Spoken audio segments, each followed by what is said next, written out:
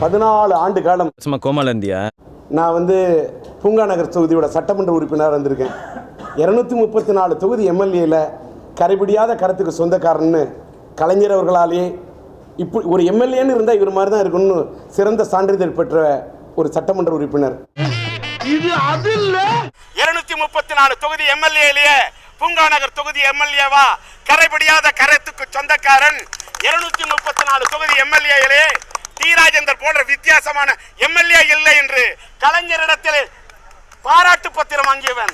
கேப்பே விடாம பேசுற பார்த்தா ஒரே டயலாக தான் ஊருக்குள்ள சொல்லி தெரியற போல இருக்கு. சரி இப்ப என்னடா வேணும் உனக்கு? நான் பூங்கா நகர் தொகுதியோட சட்டமன்ற உறுப்பினராக இருந்திருக்கேன். 234 தொகுதி எம்எல்ஏ கரைபிடியாத கருத்துக்கு சொந்தக்காரன்னு கலைஞர் அவர்களாலேயே இப்போ ஒரு எம்எல்ஏன்னு இருந்தால் இவர் மாதிரி தான் இருக்கணும்னு சிறந்த சான்றிதழ் பெற்ற ஒரு சட்டமன்ற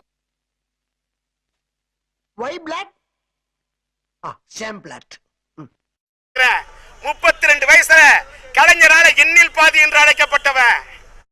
நீங்க நம்பர் 1 டுபாக்கு, அவன் நம்பர் 2 டுபாக்கு. நான் நம்பர் 1.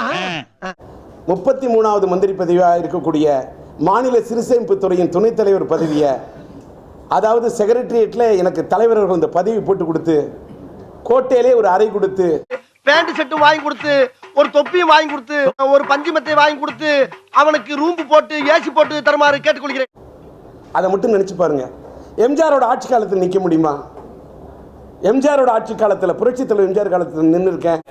கொலை விழும் அம்மாவே அம்மா அத்தனை தர அந்த அம்மாவோட சேலையை பிடிச்சி இழுத்து, நீ நினைக்கிற மாதிரிலாம் ஒண்ணும் இல்ல, 3 முதலமைச்சர் எடுத்து போறான். அப்படியெல்லாம் போறான். அம்மா ஏத்து எலெக்ஷன் நின்னவன்.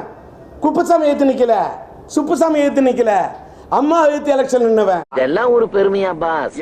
வேற யாராவது ரஜினி படம் வருதுன்னா விடுவாங்களா? கமல் படம் வருதுன்னா விடுவாங்களா? விட்டுட்டா போயிரும்ல.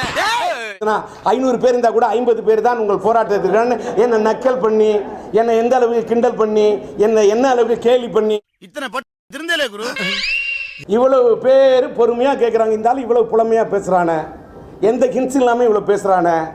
அந்த மாதிரி எல்லாம் இருக்கிறது சான்ஸ் இல்லையே. நான் எடப்பாடி பழனிசாமி அவர்களை நான் மதிக்கின்றேன். செருப்பால் அடிப்ப நாயே.